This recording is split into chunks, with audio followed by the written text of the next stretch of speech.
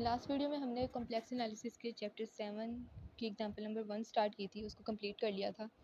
अब नेक्स्ट आपके पास है रिमार्क दिया हुआ है उन्होंने, जिसमें कि likewise we can prove that, यानी जैसे हमने पहले प्रूव किया उसी तरह से आप इस चीज़ को भी प्रूव कर सकते हो कि 0 से 2 पाई आपके पास लिमिट्स हैं D theta over A plus B sine theta. जो टाइप 1 की हमने फॉर्म देखी थी उसके अंदर आपके पास यही था ना कि 0 से 2 पाई उसकी लिमिट्स लाई करती हैं और जो फंक्शंस थे वो sine theta and cos theta वाले थे। इसी तरह से ये वाली टाइप 1 है आपके पास। तो इसका आंसर क्या आएगा 2 pi over square root A square minus B square, और वही condition A is greater than B is greater than 0। इसका सोल्यूशन इधर नहीं है लेकिन मैंने इसको सॉल्व किया हुआ है, हम इसको यहाँ से देख लेते हैं। ये आपके पास क्वेश्चन है, आपने उसी तरह से लिखना है given integral is 0 to 2 pi d theta over A plus B sine theta. ये आपकी क्वेश्चन नंबर 1 हो जाएगी। अब आपने इसमें सब्सटीट्यूशंस करनी है जो कि क्या थी, आप डी थीटा की जगह पे डी जी ओवर आयोटा जी को पुट करोगे, और यहाँ पे क्योंकि साइन थीटा है तो यहाँ पे साइन थीटा की वैल्यू को पुट करेंगे जो कि है 1/2 iota into Z minus 1/z। इसको क्वेश्चन नंबर 1 में आप कर देंगे पुट। जब आप इसको पुट करेंगे तो आपके पास डी थीटा की जगह पे D G over iota z आ जाएगा और ए प्लस बी इंटू 1/2 आयोटा जी माइनस 1/z जो कि साइन थीटा की वैल्यू है। ठीक है, उसके बाद आप इसको फर्दर सॉल्व करेंगे तो डी जी और iota z as it is आ जाएगा, नीचे b over b into 2 z square minus 1/2 iota z आ जाएगा। आप इसको जो एलसीएम लेके उसका मल्टीप्लिकेशन वगैरह करते हैं उसी तरह से आप इसको सॉल्व करते जाएंगे। यहाँ पे दोबारा से एलसीएम लेंगे, एलसीएम के बाद आपके पास ये वाली चीज़ आ जाएगी। अब यहाँ पे आप 1/आयोटा जी को सेपरेट करके लिख दें, डी जी को बाहर ले जाएं और 2 आयोटा जी ऊपर आ जाएगा and 2 iota A z plus b z square minus b नीचे आ जाएगा। ये वही सिंपल आपके पास सॉल्व करने का तरीका है जैसे हम सॉल्व करते हैं क्वेश्चंस को। ठीक है, इस तरह से जब आपने इसको सॉल्व किया यहाँ पे आप देखें z और z कैंसिल हो जाएंगे तो आपके पास क्या फंक्शन आएगा, क्योंकि हमने थीटा को z के फंक्शन में कन्वर्ट करना होता है ना स्टेप 1 में। तो यहाँ पे आपके पास ओवरऑल z का फंक्शन ये वाला आ जाएगा। आप इसको f ऑफ z के इक्वल लिख सकते हैं, where f of z is equal to 1/b z square plus 2 iota a z minus b and c is the unit circle. क्योंकि हमने टाइप 1 में देखा था कि वहाँ पे यूनिट सर्कल की बात होती है, जो उनसे हम पोल्स फाइंड करते हैं वो हमने देखने होते हैं कि वो यूनिट सर्कल में लाई करते हैं या नहीं करते, और फिर जो से लाई करते हैं सिर्फ हम उनको ही लेते हैं, बाकी को इग्नोर कर देते हैं। अब यहाँ पे हमने फाइंड करना है poles. The poles of f of z are the roots of b z square plus 2 iota A Z minus B equal to 0, यानी इस वाले फंक्शन के जो से भी रूट्स आएंगे वही उसके पोल्स होंगे। अब आप इसके लिए जी स्क्वायर को सेपरेट कर लेंगे क्योंकि हम इधर क्वाड्रेटिक फार्मूला अप्लाई करेंगे, तो उसके लिए आप b को कॉमन ले लें तो b बाहर आ जाएगा और ये वाली टर्म आपके पास आ जाएगी। अब इधर से ये फर्स्ट टर्म a आ जाएगी, यानी a is equal to 1, b is equal to 2 iota a over b and c is equal to -1। अब जी के अकॉर्डिंग इसके क्वाड्रेटिक फार्मूला अप्लाई करेंगे, minus B plus minus under root B square minus 4ac over 2 है जो quadratic formula होता है।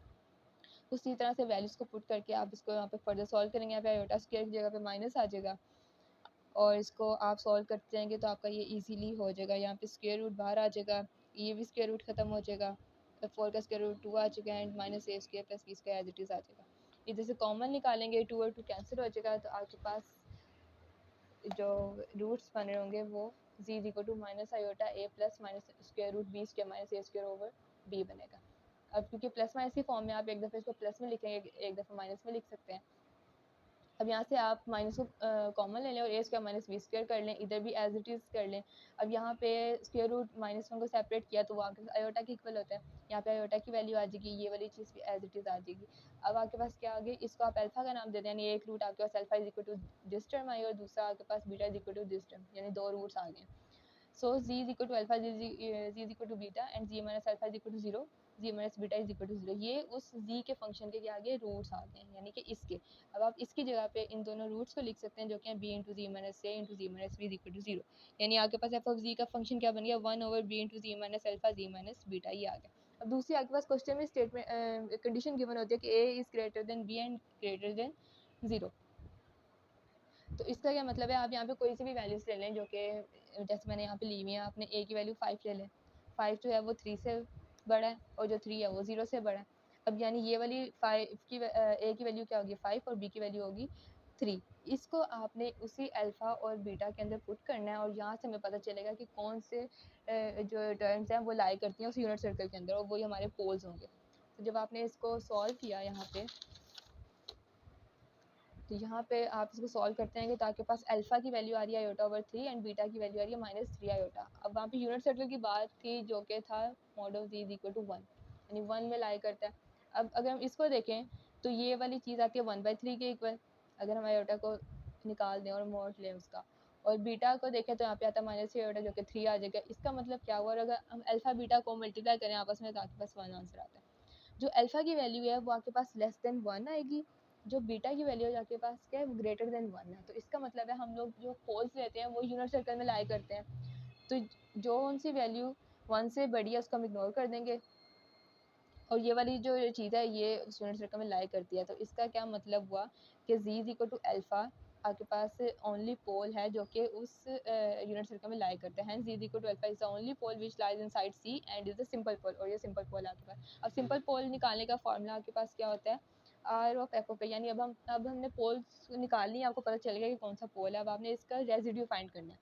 तो formula of simple poles आप यूज़ करेंगे, r of f of a is equal to limit g approaches to a c minus a into f of z का function जो हमने पीछे भी फाइंड किया, उसके रूट्स भी निकाले थे, at z is equal to alpha. अब z is equal to alpha की जगह पे हम पुट करेंगे, यानी r f of alpha is equal to limit z approaches to, यहाँ पे अल्फ़ा हो जाएगा, यहाँ पे भी z माइनस अल्फ़ा आ जाएगा 1/b into z minus alpha z minus beta, ये उसी फंक्शन की जगह z फंक्शन के जो हमने रूट्स निकाले थे वही वाले हमने लिखे हैं।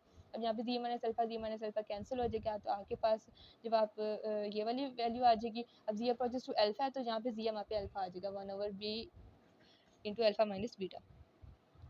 अब यहाँ पे हम क्या करेंगे, अल्फ़ा और बीटा की वैल्यू जो अभी हमने पीछे फाइंड की थी, तो हमने पीछे यहाँ पे फाइंड की थी अल्फ़ा और बीटा के रूट्स जो निकाले थे ये वाले, इनके वैल्यूज़ को पुट करेंगे यहाँ पे, ठीक है। इसके अंदर पुट करेंगे तो 1/b एज इट इज़, और अल्फ़ा की जगह पे वैल्यू पुट की, बीटा की जगह पे वैल्यूज पुट की, इधर माइनस जो है मल्टीप्लाई हो जाएगा, आपके पास कैंसिलेशन वगैरह हो के आंसर क्या आएगा 1/2 iota into square root a square minus b square, ये आपके पास आ गया इसका रेजिड्यू। अब थर्ड स्टेप में आप फाइंड करते हैं कोशिश रेजिड्यू थ्योरम यूज़ करते हुए आंसर निकालते हैं, और वो क्या होता है कि जो फंक्शन ऑफ एफ ऑफ जी है वो इक्वल टू आता है 2 पाई आयोटा समेशन आर आई का मतलब क्या, जो आपने रेजिड्यू फाइंड किया। अब जो फंक्शन था, जो ओरिजिनल फंक्शन था, आपके पास था D theta over A plus B sine theta. अब यहाँ पे क्या आ जाएगा 2 integral F of G D G. अब यहाँ पे 2 कहाँ से आया है, 2 हमारे पास यहाँ से आया, ये चीज़ जो हम इसको स्टार्टिंग में सॉल्व कर रहे थे, जब हमने इसको सॉल्व करते हुए फंक्शन को जी में कन्वर्ट किया था सारे फंक्शन को, तो यहाँ से 2 हमारे पास बाहर, यहाँ से 2 हमारे पास बाहर कांस्टेंट आया था ये वाला। अब इसी 2 को हम वहाँ पे भी यूज़ करेंगे, जो आपका एक्चुअल फंक्शन है वो ये है, ये वाला 2 भी यूज़ होगा उसके अंदर। तो यहाँ पे आपने इस 2 को पुट किया, साथ एफ ऑफ जी डी थी वही चीज़, ये वाला फॉर्मूले का आगे 2 पाई आयोटा, यानी इस पूरी टर्म की जगह पे ये वाली वैल्यू आपने पुट की 2 पाई iota R F of alpha. अब जो रेजिड्यू हमने फाइंड किया था वो क्या था 1/2 iota square root A square minus B square, यहाँ पे ये कैंसिल हो जाएंगे 2 और यहाँ पे 4 के साथ कैंसिल हो गया ये, तो आपके पास जो आंसर आता है इस फंक्शन का वो भी वही आता है 2 pi over square root A square minus B square, ठीक है। ये वाला क्वेश्चन भी आपका सॉल्व हो गया इसी तरह से।